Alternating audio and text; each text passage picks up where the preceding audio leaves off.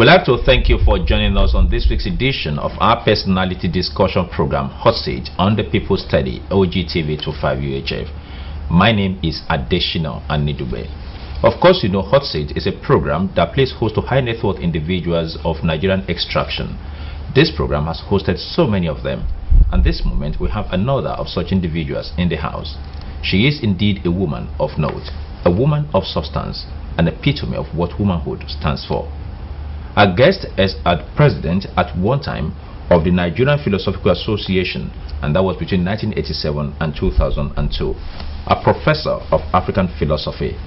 Let me welcome Professor Sophie Oluwole, a professor of African philosophy, to the studio of Hot Seat this moment. It's nice to have you with us here, Professor. Thank you very much, and thank you for the honor. I'm happy to be here. I've been out of the business for 14 years, but I'm still around. Thank God for that. Professor Sophie Oluwole backed a PhD in philosophy from the University of Ibadan in 1984. She had Master of Arts in philosophy from the University of Lagos in 1974. Her first degree, which of course was second-class upper division philosophy, was also from the University of Lagos in 1970. Our guest on the program today between 2006 and 2007 was acting dean at Debola Adegunwa School of Communication of Lagos State University 2006 to 2007. She had before then been head of Department of Philosophy, Lagos State University 2004 to 2005, Dean Student Affairs of the University of Lagos year 2000 to 2001, Head of Department of Philosophy, University of Lagos 1999 to 2000, among other responsibilities at the University of Lagos. She has so many publications to her credit. Among them are Philosophy and Oral Tradition, Democratic Patterns and Paradigms, Nigerian Women's Experience, Womanhood in Yoruba Traditional Thought, Witchcraft, Reincarnation and the Godhead, African Myth and Legends of Gender, which was published in collaboration with Dr. J. Akinshofoluwe in 2004. She also has one of the latest productions known as Socrates and Orunmila, two patron saints of classical philosophy. Our guest on the program today has edited several books, too many to mention at this point in time. She has a number of international engagements. She is a guest lecturer, or she was a guest lecturer to UNESCO celebration of World Philosophy Day in Italy in 2008. Guest lecturer, Culture and Human Rights, Sun City, South Africa, among other responsibilities. Our guest is the first recipient of Jane Harris Award for Outstanding Contribution to the Progress and Development of Women in Society, Rotary International, 1997, among other accomplishments that she has to our credit. I must assure you that as the program progresses, further accomplishments of our guest will be exposed to you on this program. Again, we are pleased to have you in our midst, Professor Sophie Oluwole. Thank you very much. It's very nice to be here. Tunde Shodeka is also on the program this moment, and today we're talking about womanhood and African philosophy, classical philosophy, and we have an icon in-house. Well, thank you, Shino, and let me again welcome Mama into our midst, and it's a real privilege to have you. This is one Nigerian that we've read so much about, and coming in contact with you face to face is a real privilege, and I want to appreciate God for your life. We believe that you'll be able to educate us the more while the program progresses. Thank you very much. Now, I want us to take off from the perspective of African philosophy and classical philosophy. Any link? Any divergence? Well, I think today, officially, there's nothing like African philosophy. I have about 15 books on my table, and the title of which is African philosophy. Some of them are correlation of the conclusion that Africans never develop critical, rational, scientific philosophy. That everything we had was religion and mythology. And that has been a challenge to me for all my life. I don't see how a nation can develop without having philosophy. Because if philosophy is a question of thinking about life, your experience, your ideas, about nature, your religion, I don't know whether a society can live without having those. So my work has been, I went through the rank and file. I was taught that Socrates was the father of philosophy, and I asked them, philosophy, whose philosophy? The pressure is that he was the father of world philosophy, and I discovered that that's the father of Chinese philosophy. And I discovered of Orunmila. His appellation in Yoruba language is by far If I feel wisdom is philosophy, so the Yoruba people call him father of philosophy. So the question is, what is his philosophy? And so we should ask you as an authority, what is philosophy? Philosophy is a critical view of, you think about ideas, you think about common things. I used to teach my students the first lecture with a very simple question: what is a table? And they feel that I was crazy. But in the end, nobody will be able to define crazy, including me. What is a table? A table is an object with flat head, made of wood. Are tables made of wood? No. A table is an object with 4 legs. Are tables made of 4 legs? No.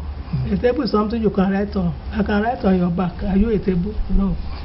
So eventually the question is, what is a table? And the philosopher does not know the answer.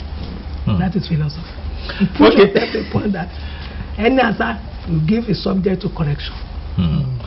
Now, one of your books, the latest, if I'm not wrong, is Socrates and Orunmila, two patron saints of classical philosophy.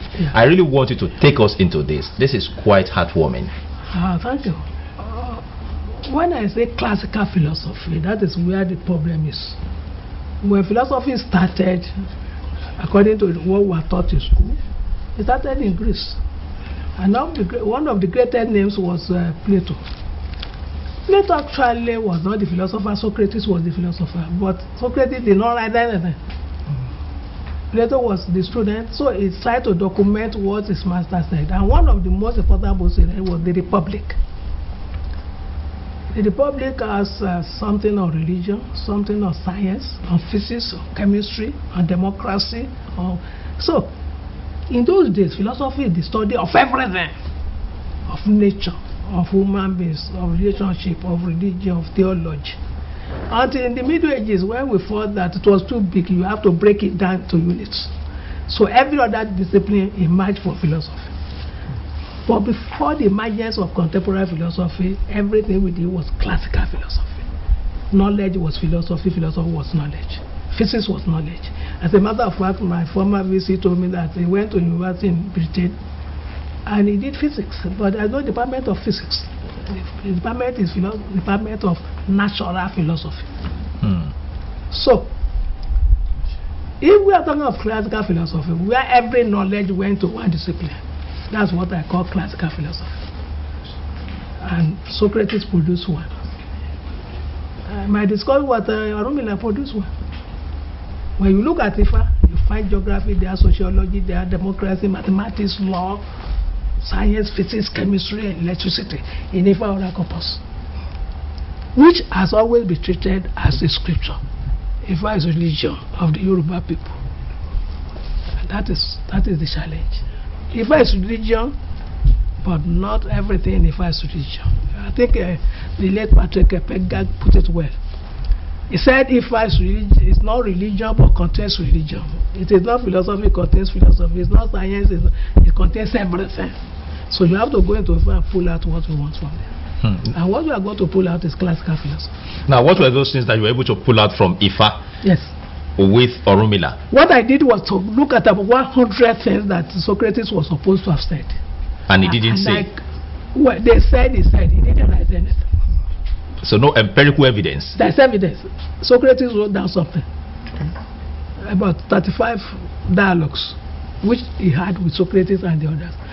30 years after the death of Socrates, Plato wrote them down. So it's the testimony of Plato. This is what my Oga said. Oga did not write anything. Then I discovered that Orunmila also has 16 disciples. He did not write anything. They did not write anything down, but they memorized what he said. And since 1908, some Nigerians have been writing down what they memorized. So, to me, the report of Plato and the report of IFA, that a record of somebody who did not write anything. Okay, as you said earlier in your first remarks, that there is this challenge that is before you pertaining to African philosophy and the rest. Now, with this so much threaded in darkness, if I may put it that way, how do you think you can, in your own little way, make a headway in this direction? Well, one of the things you discover when you read people are talking about African philosophy, I always say, what is philosophy? Expressions in words to be written down.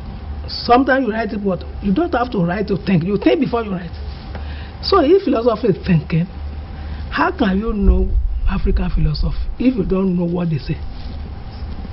99% of people are talking about the African philosophy cannot speak any African language. They have no contact with what the Yoruba people, Igbo people, Hausa people said. And they say we have no philosophy. That, to me, that is invalid according to logic. You must have evidence before you say. Now they come up with some things to show that, well, we Africans have philosophy, but it's inferior philosophy. They say we don't respect logic, we don't respect experience, we don't criticize, we just talk. And I have a young man who's working with me. I've given him a challenge. I want him to draw out some parts of Ifa and tell me whether it does not contain criticism. I can give you an example. In traditional Yoruba society, like any other way, there are slaves. There were slaves. And everybody believed that the slaves should be treated badly because it's not your own child. But as Enifa Swaidu said, Erukunile Elosisoko, Omokuloko, Elosisile, Ibioju, Ibibaje, Berulaje Bomo. That is criticism by excellence. They are criticizing what their people was doing, and that is philosophy. Your people are doing something, and you remind them that what they are doing is not fair, it's not just. There's a very popular one. Some people say that Yoruba do not believe that children have rights. And they give me a very beautiful example. Agbadida Modela Ferreje. When I asked them to translate Reje in English, you cheat somebody. Can you cheat me out of what I don't have? It means they know children have rights, but they take it from them. So to start with, I must have rights. You can't cheat me if you are not taking my property. But my question is, how many of these philosophers, there are many of them who are actually taking what the Yoruba people, Igbo people say? Because philosophy is about what people say, not what they do. What they do is sociology. What they say is the expressions. How many people have collected expressions in some African languages to show whether they are critical, whether they are rational, whether they are stupid? They don't. They see somebody kneeling in front of a carving, and they say you are worshipping that image. Idol worshippers. Well, an idol is a carving, I mean. And the question, if I asked, you have an idol and you are worshipping it, you know what Ifa says? He said, I will beg in Igbo Kodolowo eni. Àwọn ọ̀rẹ́ èrè kò lè ní ìtẹ́ni tó gbìn. Olójú kò ríran, ó lẹ́sẹ̀ kò lè sáré. So the Yoruba people know that it's not worshipping that wood. It's a representative of something he worships. Christians carry the cross. Is that Jesus Christ? No. But that's a representative. You put it on your neck. I'm a Christian. Are you worshipping that? So when my father puts an image, you just to remind him of somebody who was there before. It goes beyond. And actually, there's a very beautiful piece. I'm sorry I'm not translating the Yoruba. I think most of my hearers will hear that. Ifá ló bá, òrìṣà ló sìn. Olódùmarè nìkan ló tó gbẹ́kẹ̀lé. So we are worshiping Olódùmarè through some agents, the way we do it in Christianity. Okay, Prof, as it is today, I want you to take a cursory look at what we used to have in the past with the present situation now, where a lot of people are crying, you can cry everywhere that most of our traditional things are really going into extinction. We are not really giving them any place of...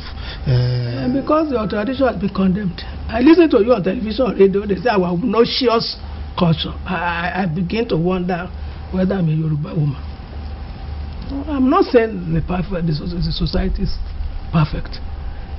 According to what I was taught in school, democracy was initiated by philosophers in Greece. So they will say that democracy is a gift of the Greeks.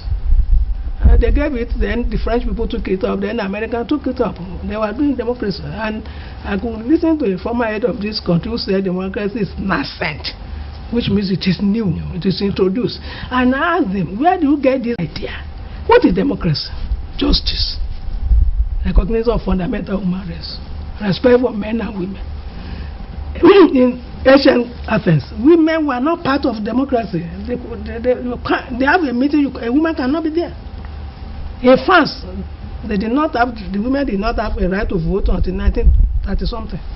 America did not give the women right to vote, even white women, until 1949. But let's come back home. What was the position of the Yoruba woman before colonization? The Yoruba have a say which is superior to that of Socrates. Àgbà mẹ́rin ló ń ṣèlú, àgbà ọkùnrin, àgbà obìnrin, àgbà ọmọdé, àgbà àgbà. When democracy came, they say politics is not for women. Is that going backward or going forward? Who is more democratic? We are more. Because the theory of creation in the West is that the woman is an inferior species of the man. You can see the Bible. Eve is part of crony from Adam. She has no existence of her own. According to the Greeks, God created many men, only one woman. The woman was not given any quality, Pandora. And the men were very good. They were sympathetic with her. They said, okay, let's give you a bit. She was putting it in her back. She opened it and everything flew her face. What is the myth of creation? I'm talking of myth. And the Yoruba people say, yes, God created many men and one woman. They came to the world and they said the woman was useless. They drove her away. And the society collapsed. And then they now went back to God. This place is not good. We can't stay. And God said, I gave you everything. Then he looked and said, where is the woman? They said, that's a useless woman. I said, you are useless. If she was useless, I wouldn't have created her. Unless you put her in everything you do. I don't know any democracy in the West that has reached that level. The Yoruba woman is a Yaloja, a Yalode, a Yagbe, a Yagan. Politics, she was there. Economy, she was there. Agriculture, she was there. Tell me somebody in Europe who was like Madame Tinubu.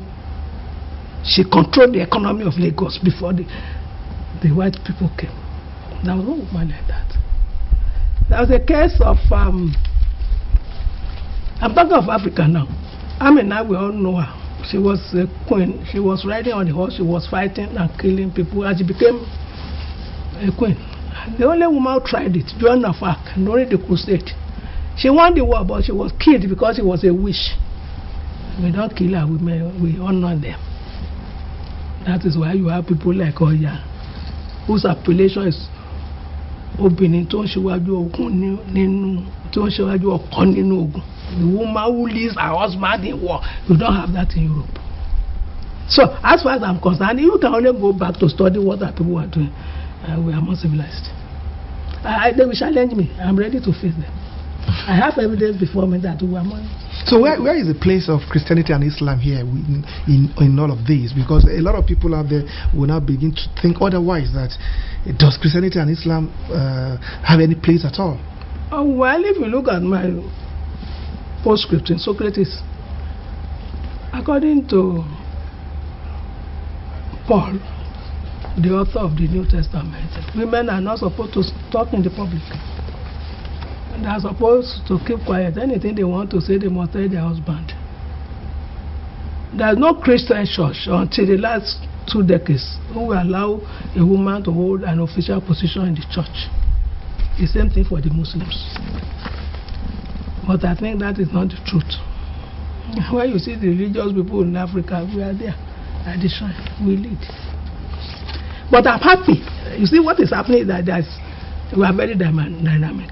When you go to Christian churches today, some of them, you have a Yagbe in the church. You have a Yaijo. There's no Yaijo in Jerusalem. When you go to the Islam, you have Yala Salatu, Yadene. There's no Yala Salatu in Mecca. We are trying to turn Christianity to respect women because we respect. They don't. A woman cannot conduct mass in the Catholic Church. Cannot be a priest. Cannot be a bishop. But we have been doing it. So if you go to any whether Muslim or so, and they don't recognize women and they don't give you title, you will run away. Now, what will be your take on what the recent breakthrough in England, in UK, where they've passed a vote that women can now become bishop, and you've just said that a woman cannot be given any lead responsibility? Well, I can remember very well. I have a record when the Anglican Church decided to make a woman a priest. 4 priests decide in protest. They were married, but the Catholic Church accepted them because it's against the doctrine of the church. A man spends £70 to make a billboard on the street of London. Today, Christianity is dead. The day you make a woman, they are doing it, but not without protest. Women are now pastors that they preach, but I think the push came from Africa. You can remember that the Catholic Church account, that's what the record I have. The priests have gone to the Pope. We are priests, but we want to marry. We are Africans, we must marry and have children. So we are actually pushing the West to realize that we are human beings first before you worship God. Whether you are male or female, you are human being. Prof, let's take a look at the role of a contemporary African woman and vis-a-vis the traditional setting. Yeah. First, a mother. Second, a housewife. Third, a professional. Fourth, a member of our community. Fifth, somebody who is expected to transmit her cultural values and tradition to her children and other generations. How does she combine all of this? Before combining, what does she know about her traditional values? She has been taught that African values are primitive. She's circumcised and oppressed. And one thing that I've read, I want you to ask the people to give us feedback. Do you know any Yoruba society when the woman is a full-time housewife? A full-time housewife means a woman who does not work. Who are the women in Kota, in the market? What are they doing? And in this part of the place, they work, the women must work. And thanks to my mentor, Professor Bolani, where I read in one of our books, aláìníṣẹ́ obìnrin tí ò níṣẹ́ ara ẹ̀ ní ó tà jẹun á kun ojú àkètè aṣàgbèrè lọ́nà ọjà. By virtue of being a woman in Africa, you must work. We are hairdressers. We make a day, we go to the farm. So the idea of full-time housework and man being a breadwinner is not African. But nobody teaches us in the school. All they ask us to do is to fight for fundamental human rights. What is your right? A right without responsibility. Nobody has taught me that I'm responsible. I'm just a wife. And you know the funny thing, when you say you're a wife, when this modern woman, the man must pay for the rentage of the house, he pays school fees, buy you a car, feed you. What do you do as a woman? What do you contribute? My father sent me to school and sent you to school. Hallelujah. Then I should have stayed in my father's house. The man will carry all the burden. And then you know what we are discussing? Widowhood. Because we know we will kick him very soon and we inherit what he has. The woman, you see, what I'm saying that I think we need to take a look at the curriculum of education today. It does not teach us the positive and negative sides of our culture. What they are trying to give us that culture is obnoxious. It is bad. Female circumcision. Let me take that. You circumcise the female, and the anthropologists say we want to suppress the woman from enjoying sex. Fine.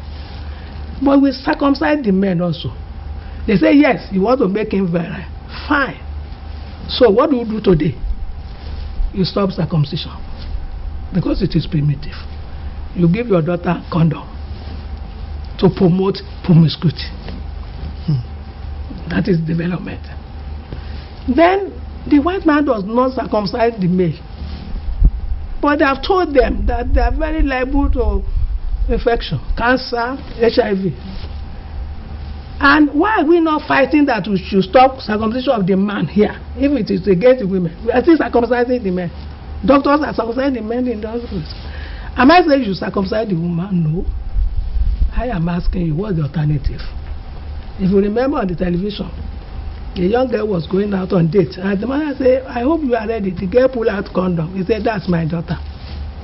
Today we have changed. Today we are saying sip off. Which is what we used to say, you should marry as a virgin. Control, self-control. We never learned that. So the woman today has been told that she was not supposed to work. That is a lie. She's educated in quotes. But what is the education she's given? The ability to speak in English without speaking her language. The only way I can see two people, they work, and the one who is educated is the one who can speak English. Is that the meaning of education? Education is passing down knowledge, skill, and ability and competence, which you don't have. When my students are graduates, I give them a party. Be honest philosophy, what does it qualify you to do? Nothing. I have a knowledge of Socrates and Aristotle, and so what? I go on the street, nobody said it. But I had a student I sent to Abeokuta to learn Adire. In 1 year, she bought herself a car. I think the problem is that we are giving the mother woman the wrong education. She's supposed to work. She's not full-time housewife. She must create time. She must have her children. I mean, you take your child to the baby kid and give her the gatil. By the time she's up, she's mentally deranged. Now the question, how do you cope with the housework and office work? And my question is, what is office work? Is there any difference between work and labor? The woman in Niagara does not need to go to office. She's working and she can take care of her child. But when I'm in employment, which is capitalistic, which means they are using me, then I have to give my children that, oh, I cannot carry my baby. And now the woman is in trouble. Because the money the husband is making is not enough. So she has to employ an unemployable girl of 15 to take care of a child. And tragedy is the result. I think what we need to do is to redefine economy. And the Yoruba has a very beautiful saying, Ishe logun se. We always think that work is labor. No. I can work all my life. I'm not looking for employment. The World Bank will tell you that Nigeria, they are unemployed. Please, who employed my mother? Who employed the women in the market? They are working. It is work that brings money, not the employment is when you cannot work on your own. Employment means you are a tool, you are a slave. You are exploited by the capitalists. He will pay you what he likes, ask you not to go home to your husband when you be sleeping with your husband. That is employment. Is that our goal of work? Now, Professor Oluwole, there is also a trend that is worrisome in contemporary world of today, particularly within the African setting. You go to most homes, you'll be amazed at the near extinction that our languages are going into. It is almost a taboo in most homes for Yoruba language to be spoken, for Igbo language to be spoken, for Hausa language to be spoken. Does it suggest that those who are engaging in this are even more knowledgeable than even the Westerners themselves, who also do not sacrifice their own culture and tradition? Okay. You know, the first thing you want in this world is prestige. If I speak English, yes, that woman is very knowledgeable. That's the standard of male men in this country. Speaking English. I would say we should fight illiteracy, isn't it? My mother could read and write in Yoruba, but she's an illiterate. Is that the differential? We have defined education as literacy in the English language. So I want to be educated, I want to be literate, so I must speak English. Whereas, you don't even know what you are speaking. The English you are speaking, you don't understand. Let me tell you, I was teaching a postgraduate class, and I wanted to test. I said, when you go to the village and Igbo man to take your wife, he said, I pay dowry. Beg your pardon. I pay dowry. Beg your pardon. They all have blueberry, which I didn't have. I said, please, can you look at the meaning of dowry? The amount of money and wealth a woman brings to her husband. Is that what you do in Nigeria? And you are speaking English. You see, once you think that the sign of being educated is speaking English, then you don't want your child to speak Yoruba. Unfortunately, you are killing them. Let me tell you a story. There was a research in Uganda. They discovered that the African child was smarter than the white child to the age of 6. But from the age of 6, the African child started to go down. And this explanation was very interesting. They said yes, because the mother is not educated, so he cannot help him or her with own work. My question was, how did that child become smart until 6? So I said, okay, let me do a practical thing. Bring me 10 white children, 10 African children, put them in the classroom, and let me use Yoruba language to teach them. Who will run out of that school? The white child. Because they had to start learning Ewure Agutan. That's what you did to us. I was speaking language. For 2 years, I didn't know what is a goat. Then when I have to go to school, I have to start learning new words that the Igbo man already knows. And the boy will be coming first, I will be coming last. If you know the tragedy of not speaking your language, you are killing your culture, you are killing knowledge, you are killing development. My boy told me that, let's do this something. Go to the school, secondary school, and said that we are going to have a symposium next week. I had to try to tell you what is a symposium. Pardon my rudeness. I had the teachers to tell you the difference between a seminar, a symposium, a conference, a round table. A workshop. Most teachers don't know. But tell the children, a fẹ́ ṣe ìpàdé àwọn ọ̀jọ̀gbọ́n lọ́la. Every Yoruba child knows that. He knows ìpàdé, he knows ọ̀jọ̀gbọ́n. But when you say a symposium, a conference, a seminar, it doesn't make anything. The question I want to ask you is very important. Do you know any culture in the world, especially those in the East, who developed by using a foreign language to teach their children? Not the Chinese, not the Japanese, not the Koreans. The day you start to, we are supposed to be coming up with something like that. You kill that child because it doesn't know what you are talking. And the Russians were in space before America. Yuri Gagarin did not speak one word of English. Now, the cultural diversity of the Nigerian nation, is it to our advantage or otherwise? My dear brother, what is cultural diversity? We are 256. You want us to speak the same language? Why can't I teach my Yoruba child Yoruba? Igbo teach your own and teach your own. You see, your federalism does not seem to have meaning. We take only one language. My mother was speaking one language. Your mother was speaking another. Why shouldn't I know that before I go to study English? We can start study English. But let us be. That is what Fafongwa told us. He did it practically. He had a school where English was not even just spoken. They used English to teach all subjects. And they did better than every other child who was taught in English language. We are not saying the whole of Nigeria should study Yoruba. No, let the Igbo children be speaking Igbo. English will put us together, but every nation, you have a right. You don't kill the word atlas of language said that in the next 200 years about 3,000 languages will die, and they will be from Africa because you are not speaking them. Okay, in all of this, Prof, what do you think we can do to retrace our steps? Because you have also talked about education, which of course is not really going in the right direction that one can actually. No, it's not that it's not going in the right direction. We don't know the meaning of education. If you look at the professor of education, education is a process of socialization, transmitting the knowledge, the values, the principle, the skill of one people from generation to generation. What you have in Nigeria is not education, it's literacy. You are transmitting the knowledge of Europeans to your people. You are transmitting their values. Somebody was saying that in Africa we expect the girl to marry, that we ask them to marry early. Well, I don't know, but I think Okot Bitek, he said in African culture, every young man and young girl is supposed to mature and marry. It is only according to the West where childlessness, wifelessness, homelessness are virtues. Those are vices. If you are, I like to know that tabadaka no do fin sun enti o ba níyàwó kó ká wọlé kó lọ wáyàwó lọ́nà ọjà. A man who is of marriageable age and is not married will be stigmatized. Either is okobo or he doesn't have money. It's not only the woman is supposed to marry. If the woman is supposed to marry, must marry a man. Are we not supposed to marry? But at what age? With what competence? We have universities that are turning out people who are literate in English. The professor of electrical engineering cannot repair the lift. Quote me.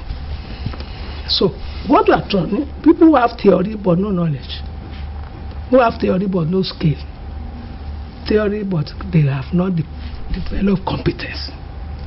And I will ask you, which country can develop without skill, without knowledge? Even if our own knowledge is inferior, yes, you are supposed to upgrade it. Let me ask you a question. If you are studying political science, how many books and how many classes do you study the political system of the Yoruba people? Thomas Hobbes, Plato, as if we did not have. And when they tell me that African political system is monarchical and dictatorial, I don't know the meaning of that. The Oyo people have 6 people. Without that decision, the Oba cannot do anything. If it goes beyond his mandate, they will send him out. Maybe what actually pushed us to this extreme is because we could not document most of our things. We can't document. We refused to. We were bribed not to. We were miseducated not to. We were asked that we have nothing to record. If it's idolatry. My daughter said I should not put this on the table. Orunmila is fetish. I'm sorry to be personal, but you see, the white man don't blame them. They have a syllabus of education in their country. They brought it here. But why are we? My father could not write. The day he was told that if I go to school I will write, he was very happy. He sent me to school. But please, sir, how much of Yoruba have you written? The man thought you will bring the truth on his culture. We can't speak Yoruba, we cannot write it. So he wasted his money. All the money he paid me is to write the stupid English that I'm talking now. So what I'm saying is that this country must look and know the meaning of education. Take the minimum education is to prepare you for life. 80% of Nigerian children will never step out of this country. But they know the Queen of England, they know Victoria, they don't know the Oba. What if I ask you now what's the name of the Oba of Akure, you don't know it. And you are going to live in this country. I think we have gotten education wrong. We don't know. Education now, you see, this is where they miss it. My mother will teach me what she knows. She's educating. But as time goes on, we discover new things. There's nothing wrong in bringing it. But what is dangerous is to throw away everything. And funny enough, this Orunmila you are calling a fool, he has said it. Asadano, lọ́mọdé ṣàkóso àwájú ilé bàbá ẹ̀ tó bá yá ilé wọn dà wóró ẹ̀dẹ̀dẹ̀ wọn dà kìtàn. We have thrown out everything important in our culture. Our society is now a dumping ground for ideas and values that now the young man who said it was stupid to ask the girl to marry as a virgin is asking her to see Paul. Virginity is back. But it was primitive. Every society is supposed to develop. But because we don't know who we are ignorant of us. You can't develop what you don't know. When they say politics is not for women, we should have told them it is. I was giving a lecture here in Abeokuta, and I was saying this, and the women in the market, they came, they embarrassed me. They started dancing. Dagige, ake, kan ole, dagige, dagila, ela kan ole, dagila. Bí ó ṣeré ìlú àtàpè lọ Òṣogbo òlé. That was they do it women in the judicial system. We had that. 30 years of military. How many women were there? How many governors do we have today that are women? The question now is this: why are women not contesting to be? Because we have been told that it's not our business. We have been disempowered. So don't go there. It's not your area. If my mother was a Yalaje, nobody asked me not to go to the market. But now when you are there, don't go there. It's for men. No. Our education has turned off from being civilized to primitive, and it is a fundamental problem. How receptive are women themselves or fellow women who aspire to leadership positions? I recall time was in this country when a presidential primaries was to be done of a political party. The only female presidential aspirant did not even get voted for by other female members of that party. She was the only one that voted for herself. We are perverting justice and democracy. Does democracy mean women voting for women and men voting for men? If women that were even delegates to the election did not vote for a fellow women. The democracy is not about women voting for women and men voting for women. You vote for the person who is right. How many men voted for her? I agree with you. She had only one vote, which was her own. But if you want to say that, then all women should vote for women. That is not democracy. I will vote for a man. If I know it's good, I can vote for a woman. But nobody, whether male or female in this country, voted for that woman. We are not democratic. Our guest on the program this day is a professor of African philosophy with deep knowledge in what is known as classical philosophy of today. She is Professor Sophie Oluwole, who of course has over 15 books published to her credit, with several other books edited. She's also delivered several local and international lectures, among which is this one, which she delivered in 2001 in Switzerland. Europe Philosophical Debate, Africans' Expectation from Europe and Europe Expectation from Africa, which was in Switzerland in 2001. She belongs to several bodies, among which are the Nigerian Philosophical Association, International Association of Women Philosophers, International Academy of Letters, Women in Academics, among others. Today, she is the Executive Director, Center for African Culture and Development, and she retired from the University of Lagos in year 2000. The program remains hot seat.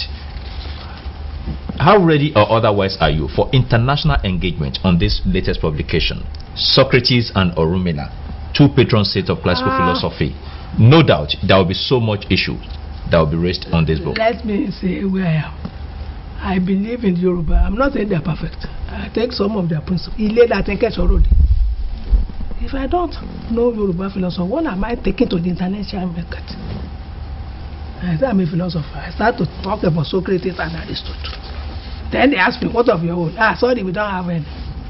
I want to establish my base in this part of the world and teach these people. This book teaches you when you read it.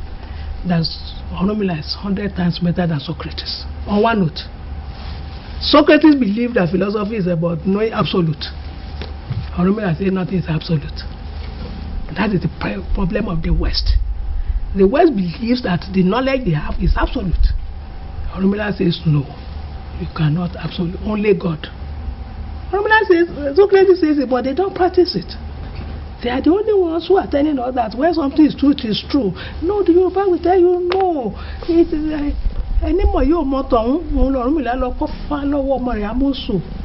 nobody possesses absolute.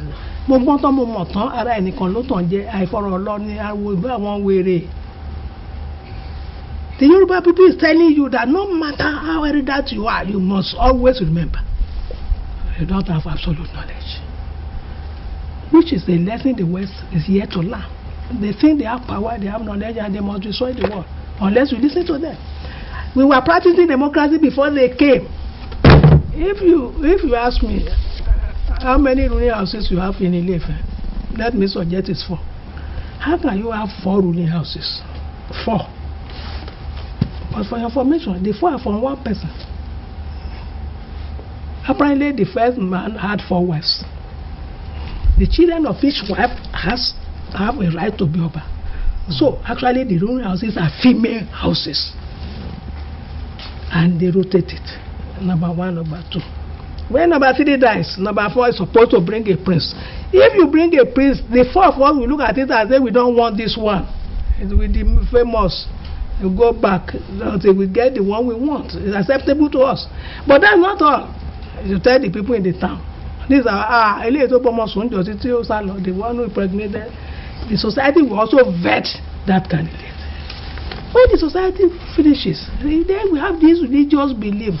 They say it is primitive. I don't know what is primitive. They will now go to Ifa. But for your information, when you want to vote your president, don't you go to the bishop to pray for you today? Everybody is contesting. The governors are known to go to Redeem or any other church to pray. And that's what my father did, to go to Ifa. So what are you talking about? Because to us, we are calling God to tell us who is right. Now, if my father had 4 wives, and each wife has a right to the throne, is that not justice? Is that not democracy? It is. But because we are not taught this thing, we didn't know it. There's a process of choosing.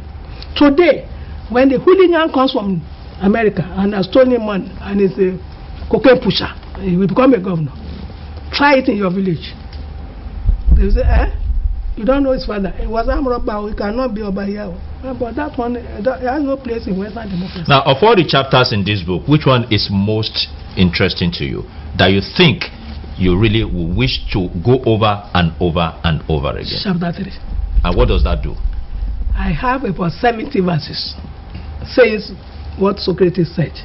And 70 of what, and I compared it to. You will almost faint.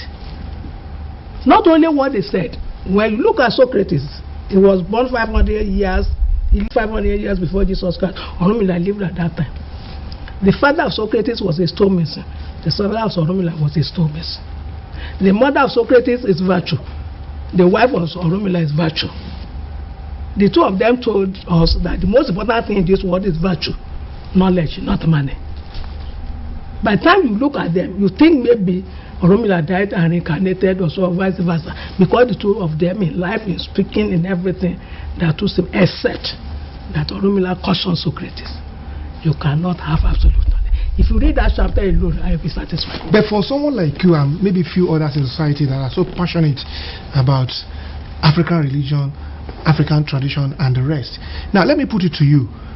What will be your position? Because in those days, when someone is about to ascend to the throne of his forefathers, there is always this consultation somewhere, maybe with Ifa or what have you. But these days now, that seems not to be the order of the day. The trend has changed. People believe that once, as you rightly said, if you come in with a lot of money, if you have a money bag, and you are able to bribe your way through, you get whatever you want. Let's talk of the realities. You are talking of theory. Are you telling me that when you want to appoint a governor in the state, there's no secret group that decides? It may not be far. You have a place where this is the man we want. That's our tradition here. We are still doing it. Whether there's a far underneath. Do you know how the Pope is chosen? The Pope, you lock the door for weeks. You see a flame. What were they doing? We don't know. I didn't say it's a far. I've only said they do it in secrecy. Now, I'm not even talking about African religion. It's a very dicey area, psychology. But for your formation, there's one thing. As far as I'm concerned, Christianity, Islam, and all the religions I know, they believe in one God. They say we are polytheistic. We believe in small gods. Somebody wrote that Orunmila is God. Who is a God? In the language of the Bible, a God is somebody who is up there, spiritual. Orunmila, we know his father and his mother. How can he be God? Orunmila is Orisha. Shango is Orisha. Who is an Orisha?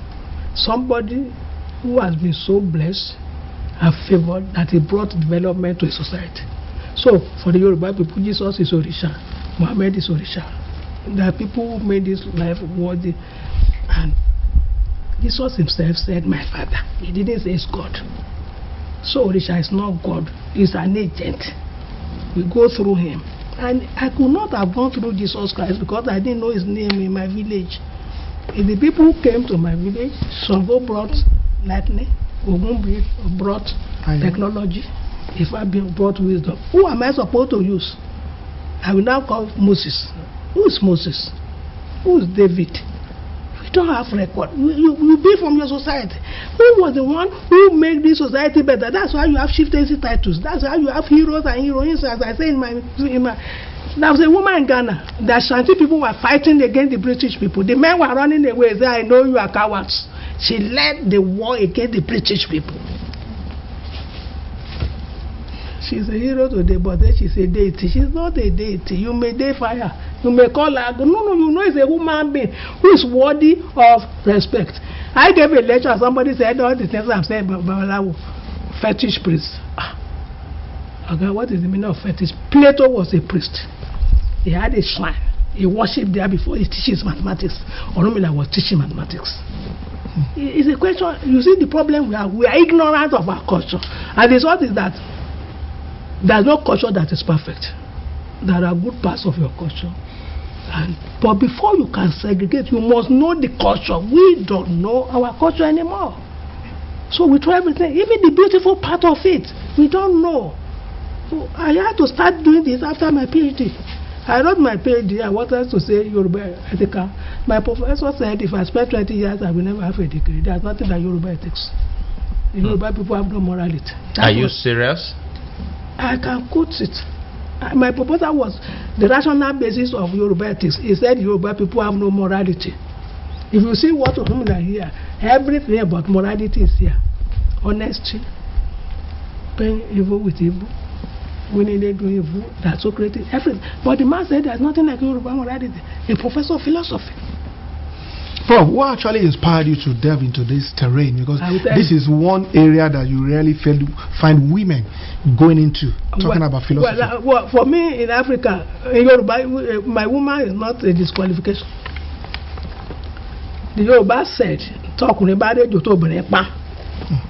the encouragement they gave me that I can be as stronger than a man. So from my background, I didn't see myself as a woman. I'm a woman being. Now, what made me start this is very simple. I was in the class. My teacher had the first class from Cambridge. And he said Africans are fatalists. What is fatalism? He said, if you tell the African, African will tell you that you will die at Tunubuska on 10th of August 2024. And you tell him, suppose I don't go to Tunubuska. The Africans say you will still die there. I could not understand. How can I die in Tinubu when I didn't go there? He said that is how the African thinks. So I have to go back and ask myself, how do I think? You know what I discovered? If I go to a Babalawo and he tells me this boy will die on the 20th of August at Tinubu, I will ask him, what can I do? He said, I'm sorry, there's nothing you can do. Okay. I will tell the boy will live at Modele Road in Yaba. Tomorrow I'm supposed to die at Tinubu. He will lock himself up and throw away the key. They believe that as long as I don't get out of this house.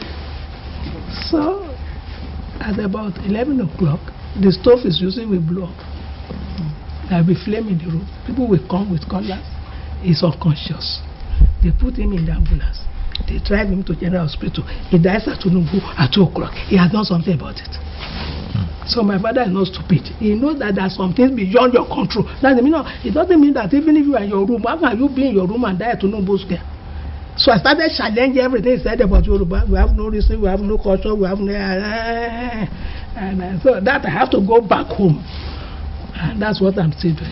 Now, Professor Oluwole, Nigeria of today may be of worry to you. Yeah. I don't know. Yeah. In your capacity as a private Nigerian, with this wealth of experience, who is doing so much to ensure that our culture does not go into extinction, what's your assessment of the state of the nation as we have it today? I think it's a very interesting thing. If you ask me to ask me what I will do, which I know I will never have the opportunity to. You may never tell. Make me the Minister of Education. I will close down 90% of the universities in this country and turn them to schools of technology. 90% of existing universities? Yes, you have two only theories. You need a carpenter. There is no carpenter in Yoruba land. You have a painter. You need somebody. You are just learning Socrates and Aristotle. My son did accounting. He went to the bank. They say he's not a professional accountant. He's a clerk. Universities are supposed to teach skill and culture and competence. Theory is just a question of those people. I was in Germany and I told the woman I wanted to go to university. She said, what do you want there? I said, what do you mean? He said, it's the children of the young, rich people. I said, what do you mean? He said, if you want to study, go to the institute, which we call it. She asked me to go and learn translation. I speak German, I speak Russian, I speak English. She said I should add French and Yoruba. By now I will be in UNESCO. I read philosophy, no work. So the problem of this country, I am saying, how the Chinese, the Japanese, they turn to their culture. They did not give up their culture, but they did not close their eyes to the West. For you to move, you must know your culture, know what is there, take something from my inside and develop it. But if you think you are going to transfer the system in London or the system in Washington, our children are confused. They don't know who they are. They don't know where they come from. The children will tell the father that you are a moribund Christian, you are not you must be a Pentecostalist. And I say, what does that mean? He will say you must accept Jesus into your life. I was baptized in 1943 and I was made to say I accept Jesus. He said, no, I must do what? So what do you practice as today? Christianity? Godism. Godism. And what does that mean? I believe in God. Professor Sophie Oluwole, it's time to go, but not without you giving a word of encouragement to Nigerians. When we have people of your caliber in-house, we want Nigerians to be encouraged as to how Nigeria will get better and the need for them to be. Let me tell you that at times we are unfair to this country. I left primary school in 1950. The number of secondary schools in this country, I don't think they were more than 8. I come from a very small village. We have 6 secondary schools in that place today. So if you say that we are not moving, my problem is that we are not moving in the right direction. We need education, but what type of education? The Chinese people, we are told that all these phones we are using, they are children who make it. Your graduate cannot make it. I saw a boy, the son of a professor, he was studying Greek. He came to my house and said, Pam, can I say, Mommy, what is this? a Greek student, doesn't know I'm not. I think our culture, education should have a base. You see, when you have an orange plant and you remove the root, no, the root must be there, you can put something on it. I think we should understand education. Let us know what we have, what is good, what is not good. Let us improve. That's what the Japanese did. They copied them, they brought something and they developed. But if we are waiting for something miraculous, and Nigeria, we have done a lot. We have not done enough, well, but I'm sure that if we know who we are, that is my fundamental question. I have a book, Africans, who are we? And the answer you get is what the Oyibo man tells you are. That's what's going to be on today's edition of Hot Seat on the People's Tele. The last 55 minutes of Diary About have actually been quite eventful, with a professor of African philosophy who has very deep presence in classical philosophy, as it is called today. She retired from the University of Lagos in year 2000. Our guest has been Professor Sophie Oluwole, who has published several books and has also delivered several international and local lectures on philosophy and human existence. She was at a time the national president of the Nigerian Philosophical Association of Nigeria, and she belongs to several other bodies, and as of today she is the executive director of Center for African Culture and Development, based in Lagos, Southwest Nigeria. We have so much to learn from her, and I must assure you that every other opportunity to bring her back here, we shall not hesitate to bring her back. Professor Mrs. Sophie Oluwole, we thank you so much for your time with us on this program. Let me thank you for the honor. Let me thank you for not being a Westerner. Let me thank you for being a Nigerian, a Yoruba person who respects a woman for what she is. Who does not think that I'm evil, I brought evil into the world. I am supposed to be hiding in one corner. That's why I'm here. Thank you very much. Well, thank you so much for your time. Thank you very much. And let me just close on this note. It returns next Wednesday, God willing. Until then, we leave you in the peace of the Most High. Bye for now.